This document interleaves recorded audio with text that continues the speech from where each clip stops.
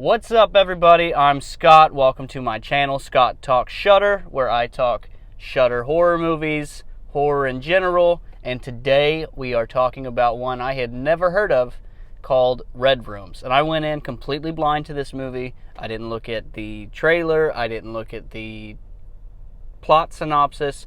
I just scrolled through, saw a movie, clicked it, and at the bottom of the movie on Shudder, it'll give you like 5 skulls, 3 skulls, however they rank it. And it had a pretty high ranking, so it seemed like people enjoyed it. I did not know if this was going to be found footage. I did not know if this was going to be ridiculous and campy. I didn't know if this was going to be artsy. I didn't know. Tons of unknowns. And I'm going to give you what I thought about it. But first, I will say who I think this movie is for. That way you don't waste your time. This movie is for someone who can appreciate... not even appreciate, but manage a slow burn of a movie. This thing is very, very slow. How slow I said that did not even do justice. It takes a long time. Once it finally gets going at the end, it's still slow, but it builds. But this one, it's a lot of dialogue. Oh, and it's a foreign film, so that already cuts out a good chunk of people. You're going to have to be reading subtitles. And this was honestly my first actual full foreign film I've ever seen. Surprising, I guess. But it's going to be slow. You're going to have to read. So you're already at the gate if you don't want to do either one of those.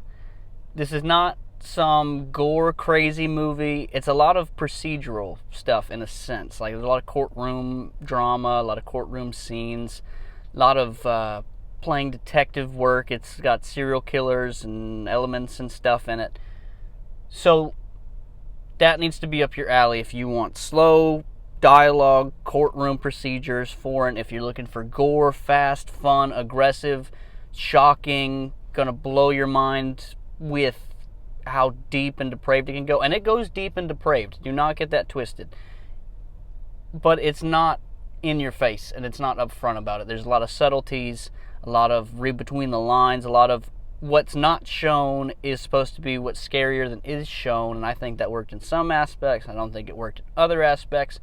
But movie is for people that want a slow burn to read, who don't mind foreign films, who want a procedural, who want serial killer. And this is a twist on serial killer movies that I can't think of one that I've seen that's like this. It was quite a twist. And that's what I think this is for. What did I think about it? I think I watched this movie in the appropriate way. And that was during cardio at the gym. 30 minutes at a time watching it. Because if I had to sit on a couch and watch this, I can assure you I'd end up on my phone, I'd be in the kitchen, I'd be doing this, I'd be doing that. I would lose focus because it is such a slow run to get where you're getting to. And also, being my first foreign film of having to read the whole time, that was new to me.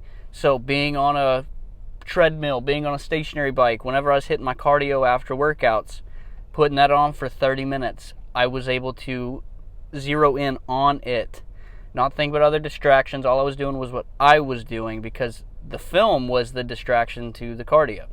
So that was ideal for me. I could not have sat on a couch and watched this movie.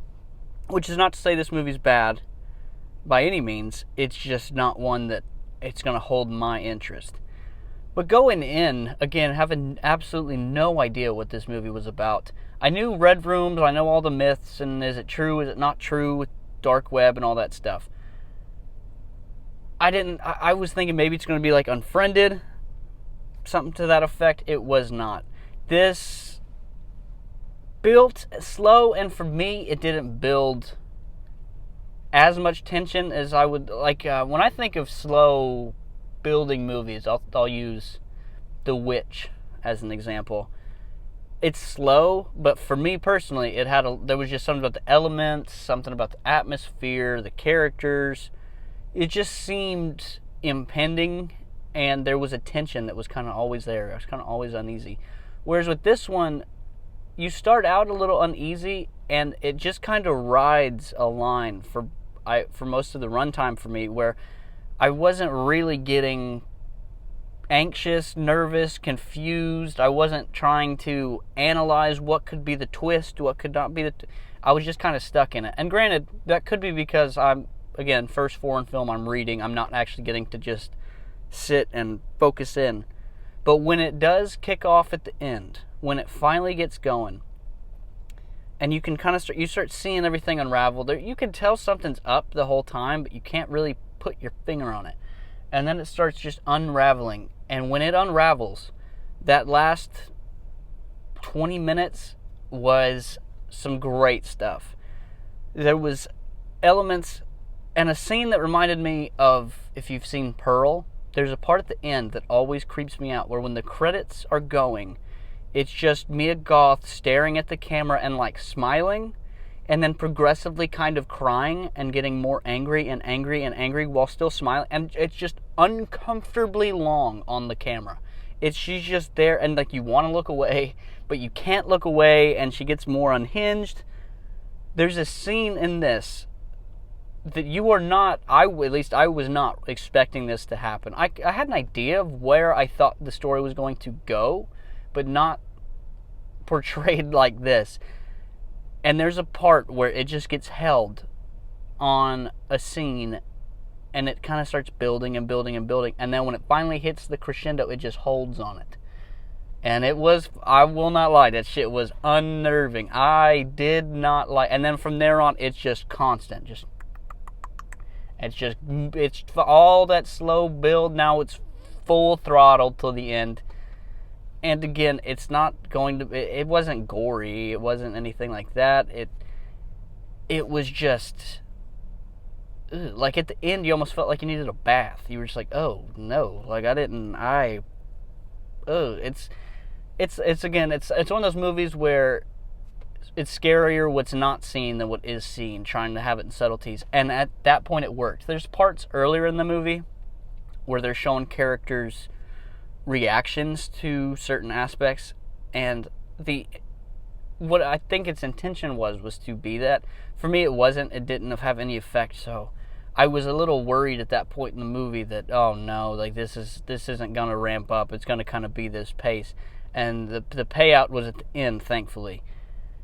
So I would recommend this to specific people. This is not a universal movie you can throw on. You definitely got to know your audience. I think you'll know out the gate if it's for you or not for you. But with that said, I'm going to talk a couple spoilers in it. So that's how I'm going to cut these videos up. I guess I'll do my little intro, who I think it's for, and now I'm going to spoil it. So if you don't want to listen to it, then go away. That ending, bro. The build up, the movie, I could tell she was, I don't think they were trying to hide it, that there was something there. She wasn't right. You kind of had the friend that she found is like a little red herring. I guess you call it a red herring. But you could tell there was something a little off with her.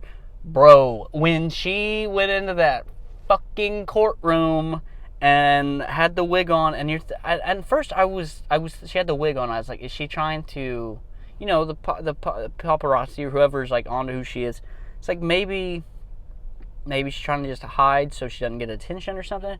And then she starts taking her jacket and shit off, and you see she's in the fucking uniform clothes and is putting the teeth in, and that's the moment where all these little suspicions I had that something was up, you're like, oh fuck, something is, like, she is up, dude. And that's the Pearl scene I was talking about, where she's just staring at the fucking camera, like with this like half weird sadistic smirk and her fake braces and shit. That payoff, dude, it was such a long trek, but when you finally get there, that one stuck. That one stuck. And then you get the part where she's trying to finally get into where she can get the footage, and she's doing the poker with the Bitcoin, which I thought was a cool way to build tension. That was very unique to have. She got a certain amount of time to get this money. She's betting it.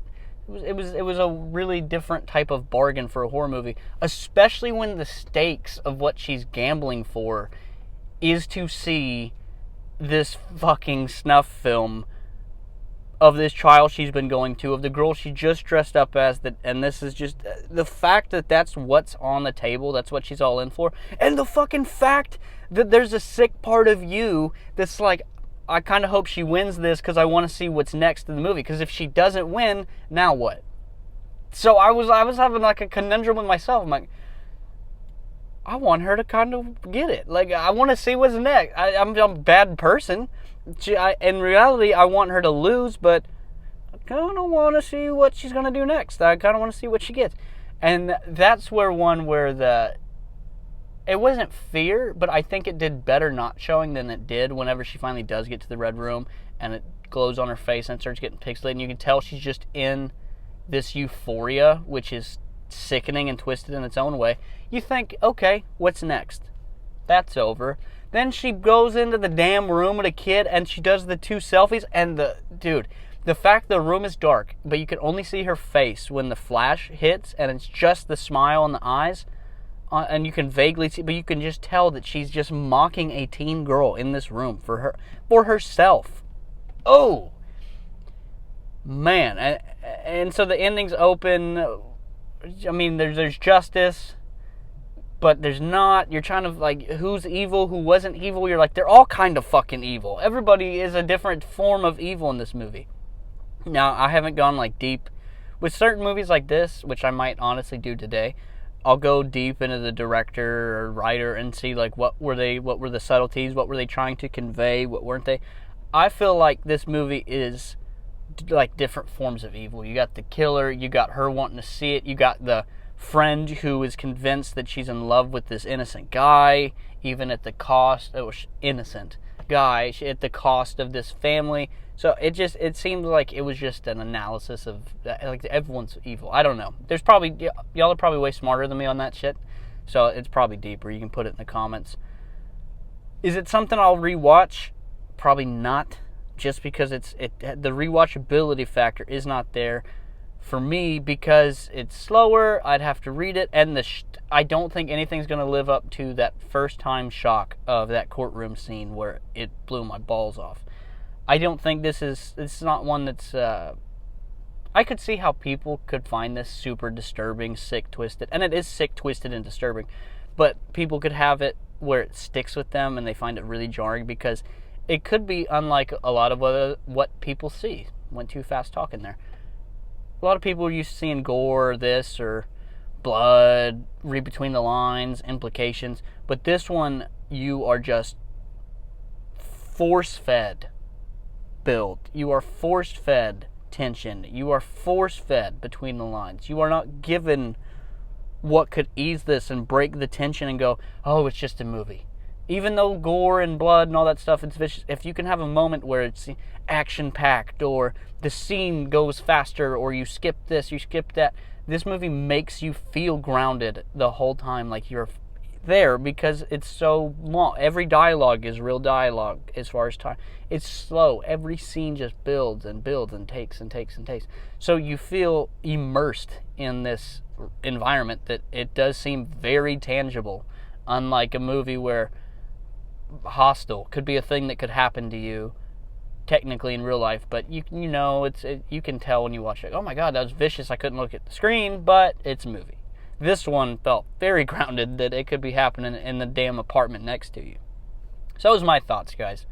What'd y'all think about Red Rooms? Put it down below. If you got anything I should check out next, let me know.